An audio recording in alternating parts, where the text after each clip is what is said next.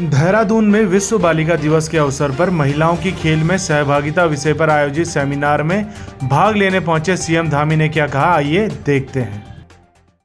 भारत माता की, भारत माता की, भारत माता की, सभी बालिकाओं की, अरे बालिका दिवस है, सभी बालिकाओं की है,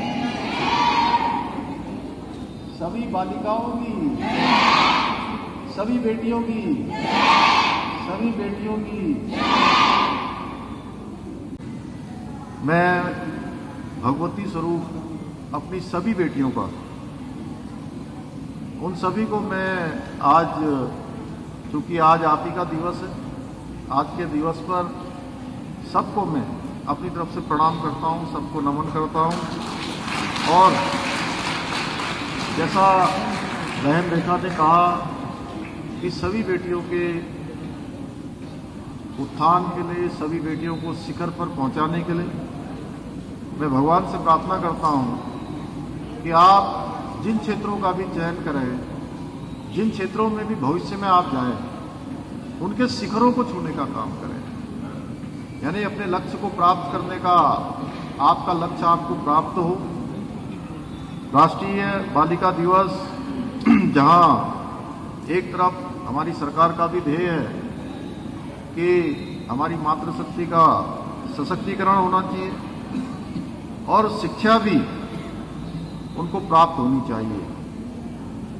ये हमारी प्रतिबद्धताओं को दोहराने और बालिकाओं को जीवन के प्रत्येक क्षेत्र में सशक्त बनाने के लिए हमारे जो प्रयास चल रहे हैं, जो हम निरंतर इस पर काम कर रहे हैं, उसको और अधिक मजबूत करने का एक महत्वपूर्ण अवसर है। हमारी सरकार प्रदेश की सभी बालिकाओं के जीवन में कल्याणकारी परिवर्तन लाने के लिए, उनको आगे बढ़ाने के लिए, उनके भविष्य को और उत्कृष्ट बनाने के लिए लगातार हमारे संकल्प हैं। इन संकल्पों को हम उनके लक्ष्यों तक पहुंचाना चाहते हैं, उसको पूरा करना चाहते हैं। हमारी बेटियों की सुरक्षा की जिम्मेदारी हम सभी की है, संपूर्ण समाज की जिम्मेदारी है। और उनके साथ अन्याय करने वालों को न तो हमारे समाज में कोई जगह है और न ही हमारी इस देवभूमि के अंदर, जहां देवों का वास है, जहां पूरी दुनिया के लोग धर्म, संस्कृति, अध्यात्म के लिए एक आस्था के रूप में, एक केंद्र बिंदु के रूप में हमारा राज्य माना जाता है, उस राज्य में है। मैं राज्य का मुख्य सेवक होने के नाते प्रदेश की किसी भी बेटी का अपमान और ऐसा करने वालों के खिलाफ कठोरतम कार्रवाई करने से हम कभी पीछे नहीं हटेंगे। मैं आप सबसे आज के इस अवसर पर कहना चाहता हूं,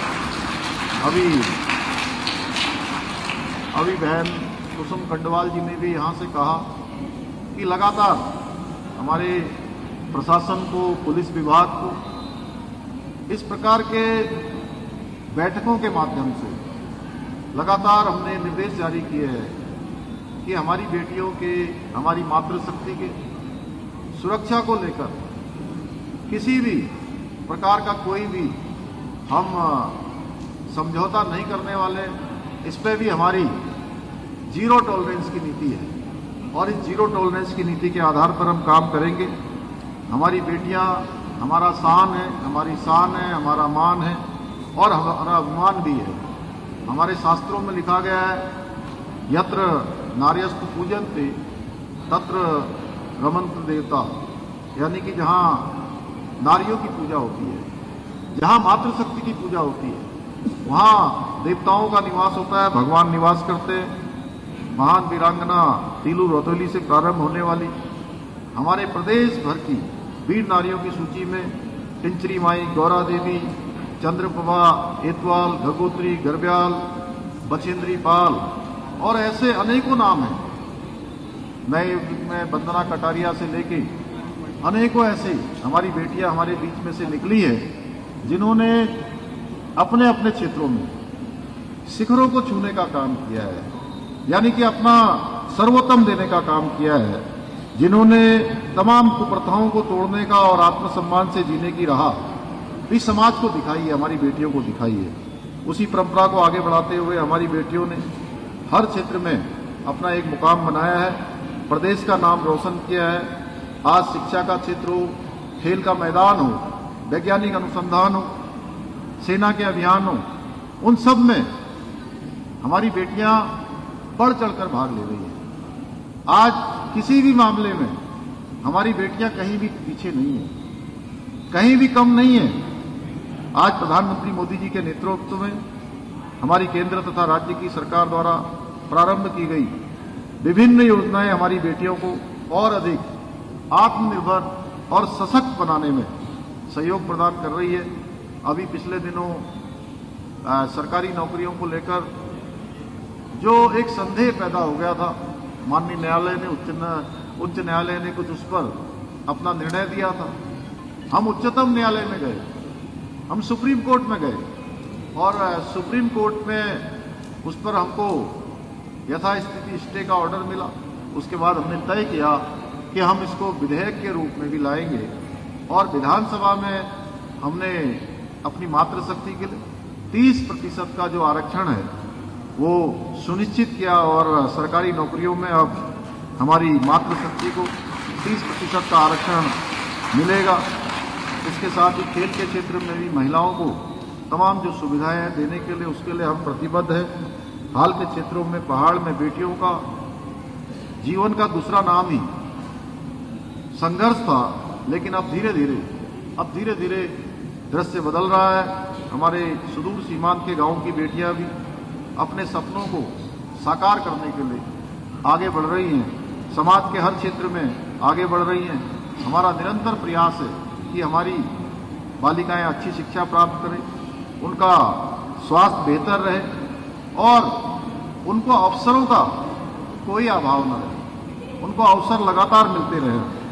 कुछ माह पूर्व ही राज्य सरकार द्वारा प्रदेश की 80,000 बालिकाओं को 323 करोड़ रुपए की धनराशि नंदा गौरा योजना के अंतर्गत हस्तांतरित की गई थी, जो निश्चित रूप से आने वाले समय में हमारी बेटियों के भविष्य की नींव रखने में काम आएंगी।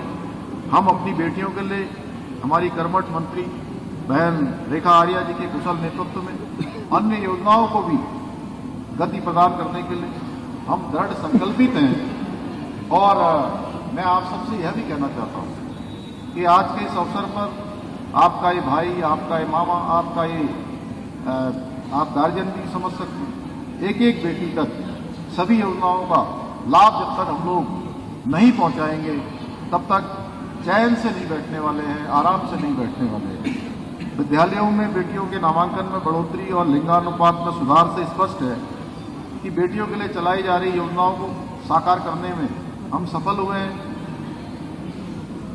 आदरणीय प्रधानमंत्री मोदी जी के महान नेतृत्व में पूरे देश के अंदर पहली बार बेटी बचाओ और बेटी पढ़ाओ के मूल मंत्र को लेकर हमारी सरकार ने बेटियों को जन्म से लेकर शिक्षा, स्वास्थ्य और उनका स्किल डेवलपमेंट, कौशल विकास तक के लिए विभिन्न योजनाएं प्रारंभ की है। अभी बहन रेखा आर्या जी ने बहुत सारे विषयों पर यहाँ से आप सबसे चर्चा की, आप सबके सामने रखी कि इसमें महालक्ष्मी योजना है, खुशियों की सवारी योजना है, नंदा गौरा योजना है, गौरा ऐप है जिसको अभी लॉन्च किया है, जिसके रजिस्ट्रेशन में उस ऐप के अपने मोबाइल पर आपके डाउनलोड करते ही आप जो भी आपके संबंधित थाना होगा उस थाने के एरिया, उस थाने के ऑलरेडी सर्विलांस में आप स्वयं आ जाने वाले हैं। इसी प्रकार से मुख्यमंत्री आंचल अमृत योजना है, मुख्यमंत्री महिला पोषण योजना है, अनेकों योजनाएं आज हमारी मातृशक्ति के लिए, हमारी बेटियों को आगे बढ़ाने के लिए हम लोगों ने संचालित की है। कोरोना काल में ऑनलाइन शिक्षा के महत्व को देखते हुए 10वीं और 12वीं के बच्चों को मोबाइल टैबलेट उपलब्ध कराने का भी हमने जो संकल्प लिया था, उस कार्य को भी लगभग वो पूर्णता की ओर है। मेरी प्यारी बेटियां, मैं आपसे कहना चाहता हूं कि आप सब खूब पढ़ें, निडर होकर आगे बढ़ें और अपने सपने साकार करें। इस काम को करने के लिए हमारी सरकार, मैं, बहन रेखा आर्या जी और पूरी सरकार उत्तराखंड की आपके साथ है। हमेशा हम आपके साथ हैं, आपके प्रोत्साहन के लिए, आपके संवर्धन के लिए, आपके विकास के लिए। जो भी हमसे जिस प्रकार की भी अपेक्षा की जाएगी, उन अपेक्षाओं में हम हमेशा आपके साथ रहने वाले हैं। हमारा स्वप्न है कि उत्तराखंड की हर बेटी सशक्त हो, सबल हो और प्रदेश और देश के विकास में हमारी बेटियों का समग्र योगदान हो, समग्र भागीदारी हो। और 2025 जो हमने संकल्प लिया है कि राज्य को हिंदुस्तान का श्रेष्ठ राज्य बनाना है, उस संकल्प में हमारी बेटियों के बिना योगदान के, बिना सहयोग के, मैं समझता हूं कि ये हमारा संकल्प पूरा नहीं हो सकता है। इसलिए हमारी मातृशक्ति का और हमारी बेटियों का इसमें योगदान अवश्य होना चाहिए। आज मैं इस मंच से राज्य की प्रत्येक बेटी को यह विश्वास दिलाता हूं कि मैं एक अभिभावक की तरह हमेशा आपके साथ हूं, सदैव आपके साथ रहूंगा। एक बार पुनः आप सभी को राष्ट्रीय बालिका दिवस की बहुत शुभकामनाएं देता हूं और जिन बेटियों ने उत्कृष्ट प्रदर्शन किया है उनको भी बहुत मैं शुभकामनाएं देते हुए अपनी वाणी को विराम देता हूं। बहुत बहुत धन्यवाद। जय हिंद, जय भारत, जय उत्तराखंड।